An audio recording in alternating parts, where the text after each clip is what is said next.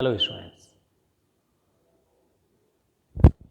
Last class तक हमने देखा था फोटोसिंथेसिस, उसके मैकेनिज्म, कंप्लीटली ऑटोट्रॉपिक न्यूट्रिशन को हम रीड कर चुके थे। आज हम ये देखेंगे कि जो फोटोसिंथेसिस प्रोसेस होती है उसका लास्ट प्रोडक्ट ग्लूकोज था, और ग्लूकोज जो कि बॉडी के अंदर एक कॉम्प्लेक्स फॉर्म स्टार्च के फॉर्म में स्टोर रहता है। ओके, दूसरा हमने इस प्रोसेस में देखा था कि that we need the carbon dioxide, H2O, sunlight and chlorophyll. तो हम कैसे प्रूव करेंगे कि that carbon dioxide is essential for photosynthesis, sunlight is essential for photosynthesis, chlorophyll is essential for photosynthesis, और the starch is synthesise at the last of the process of a photosynthesis. तो हम आज यहाँ experimentally check करेंगे कि ये चीज़ें कैसे होती हैं, किस तरह से होती हैं। तो सबसे पहले हम प्रूव करेंगे पहला that the starch synthesized as the store food at the last of the process of a photosynthesis। तो इसके लिए हमें कुछ रिक्वायरमेंट्स होती हैं, और ये जो रिक्वायरमेंट्स होती हैं वो रिक्वायरमेंट्स होती हैं हमारी alcohol, water, iodine solution, beaker, उसके बाद में आप ले सकते हैं फॉर्सेप etc। अब हम इसे कैसे प्रूव करेंगे? सबसे पहले हम क्या करते हैं, एक लीफ की ज़रूरत पड़ेगी, leaf green leaf, okay, fresh leaf. सबसे पहले हम एक बीकर लेंगे और उस बीकर में, ठीक है, बीकर में वाटर लेंगे, इस वाटर में ग्रीन लीफ को रखेंगे हम, ओके। इस ग्रीन लीफ को हम बॉईल करेंगे अप्रॉक्सीमेट 2 to 3 मिनट्स के लिए। आफ्टर दैट इस लीफ को रिप्लेस किया जाएगा इन अल्कोहल, ये हो गया वाटर, यहाँ पर ये हो गया अल्कोहल। इस अल्कोहल से रिप्लेस करेंगे वॉश ग्लास पर, और इस लीफ के ऊपर हम आयोडीन सॉल्यूशन को डालेंगे। आयोडीन सॉल्यूशन यानी कि पोटेशियम आयोडाइड होगा हमारा, ओके, इसे लेंगे। जब हम इसे इसके ऊपर ड्रॉप बाई ड्रॉप डालेंगे, 1 और 2 ड्रॉप्स डालेंगे, 1 और 2 ड्रॉप्स ऑफ आयोडीन सॉल्यूशन डालेंगे, तो इसका कलर जो होता है वो डार्क ब्लू कलर होता है, डार्क ब्लू और पर्पल कलर। अगर ऐसा होता है तो इट मीन्स उस लीफ के अंदर स्टार्च प्रेजेंट है।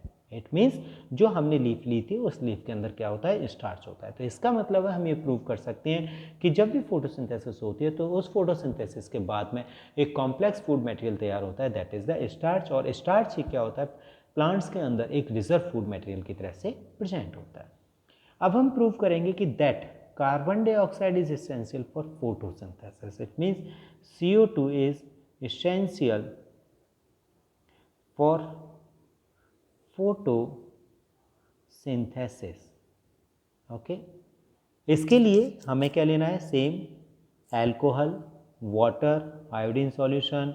उसके बाद हमें क्या लेना है, एक पॉटेड प्लांट लेना है। बस वहाँ हम लीफ ले रहे थे, यहाँ पर हमें क्या लेना है, पॉटेड प्लांट। फॉर एग्जांपल मान लीजिए कि ये पॉटेड प्लांट हो गया, ओके, यहाँ पर ये हो गया, इसमें ये लीफ निकली हुई है। अब हम इसे लीफ को बंद करेंगे बैंड करके एक जार में, ओके, ये जार में बंद कर दिया, ये स्टैंड पर रख दिया। इसके पास हम क्या रख देते हैं चाहे तो हम CaO भी CaOH का होल ट्वाइस भी रख सकते हैं, कैल्शियम हाइड्रोक्साइड, या हम क्या रख सकते हैं, QH रख सकते हैं, पोटेशियम हाइड्रोक्साइड रख सकते हैं।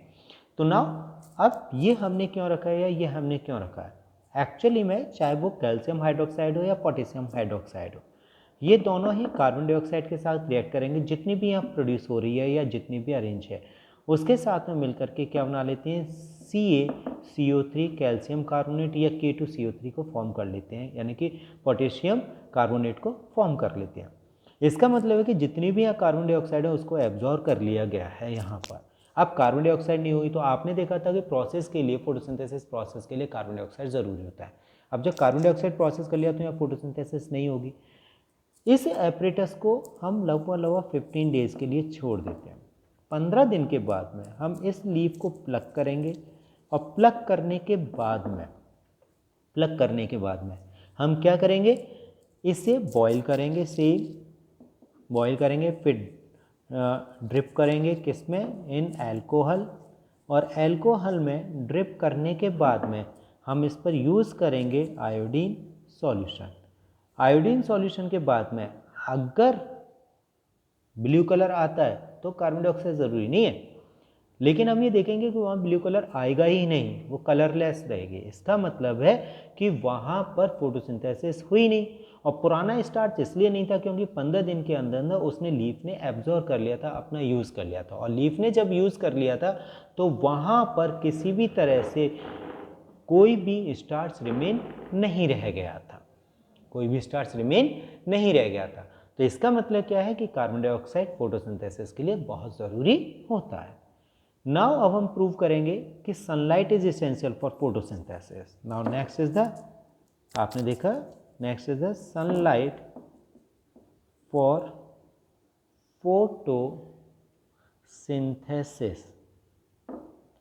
सेम सारे मटेरियल वही होंगे, बस इसमें भी हम क्या लेंगे, एक पॉटेड प्लांट लेंगे। पॉटेड प्लांट की सेम वही, ये हो गया आपका यहाँ पर, ये इसकी लीफ हो गई। इस लीफ को कवर कर देंगे ब्लैक पेपर से from both side. Black pepper से हमने कवर क्यों किया है, क्योंकि ब्लैक पेपर लाइट को पास नहीं करने देगा किसी भी तरीके से, तो अंदर प्रोसेस फोटोसिंथेसिस का नहीं होगा। और इसे भी एपरेटस को हम 15 डेज़ के लिए छोड़ देंगे। 15 डेज़ को छोड़ने से इसके अंदर जितना भी स्टार्च होगा उसे कंज्यूम कर लिया जाएगा और फोटोसिंथेसिस प्रोसेस होगा नहीं तो वहाँ पर नया स्टार्च नहीं बनेगा। सेम वही रिपीटिंग करेंगे। हम सबसे पहले लीफ को प्लग करेंगे, उसे बॉईल करेंगे, अल्कोहल में ड्रिप करेंगे। अल्कोहल में से ड्रिप करने के बाद में उसे बाहर निकालेंगे और बाहर निकाल के फिर हम उस पर आयोडीन सॉल्यूशन 1 और 2 ड्रॉप्स डालेंगे, जिसके बाद हम कलर चेक करेंगे। तो हम ये जानते हैं जब फोटोसिंथेसिस प्रोसेस नहीं हुई है तो वहाँ स्टार्च नहीं बनेगा, तो इस और वहाँ कोई भी कलर ब्लू कलर का नहीं आएगा। वो लीफ कैसी रहेगी, सेम कलरलेस रहेगी या नो चेंज आएगा। तो इसका मतलब क्या है कि सनलाइट भी फोटोसिंथेसिस के लिए कैसी होती है, एसेंशियल होती है। Now next, that chlorophyll is essential. Chlorophyll is essential.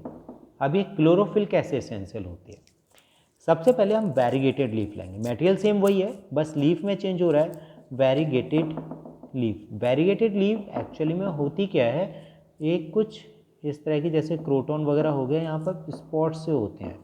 ये हो गया यहाँ पर ये लीफ, ये कलरलेस पार्ट होते हैं, कलरलेस या फिर yellow colour part, pale yellow, हल्का सा होगा पेल येलो कलर। सेम क्या करेंगे, इस लीफ को हम पहले बॉईल करेंगे, फिर अल्कोहल में ड्रिप करेंगे 2 और 3 मिनट्स के लिए, उसके बाद उसे बाहर निकालेंगे और बाहर निकालने के बाद हम इस पर क्या यूज़ करेंगे, आयोडीन सॉल्यूशन यूज़ करेंगे दोनों ही पार्ट्स पर, जो ग्रीन पार्ट है और जो नॉन ग्रीन पार्ट है। जब हम दोनों पर ही आयोडीन सॉल्यूशन देखेंगे, ड्रॉप करेंगे, तो हम ये देखेंगे कि जो ग्रीन कलर पार्ट था वो तो ब्लू कलर में चेंज हो गया, लेकिन जो पेल येलो या कलरलेस पार्ट था उसमें कोई चेंज नहीं आता है। तो इससे क्या प्रूव होता है कि जो ग्रीन पार्ट था उसमें क्लोरोफिल होता है और उस क्लोरोफिल वाले पोर्शन पर फोटोसिंथेसिस हुई। तो इसका मतलब है कि क्लोरोफिल किसके लिए ज़रूरी है, फोटोसिंथेसिस के लिए ज़रूरी होता है। ओके स्टूडेंट्स, तो आपने आज देखिए experimentally prove that the starch is synthesised during the process of photosynthesis, carbon dioxide is essential for the photosynthesis, sunlight is essential for photosynthesis and the chlorophyll is essential for the photosynthesis. इसके आपको केवल एक के आपको notes दे रहा हूँ, बाकी के आपको खुद तैयार करने, ये आपका होमवर्क है, आप इसे लर्न कर सकते हो ईजिली। एक लास्ट शीट मैंने आपको दी थी, उसे आप एक बार दोबारा से देख सकते हैं, ये लास्ट शीट मैंने प्रोवाइड कराई हुई है आपको। उसके बाद एक जो न्यू शीट है इसकी, वो आप ये देख सकते हैं, इसमें पीछे होमवर्क भी आपको दिया हुआ है, आप इसे तैयार करेंगे।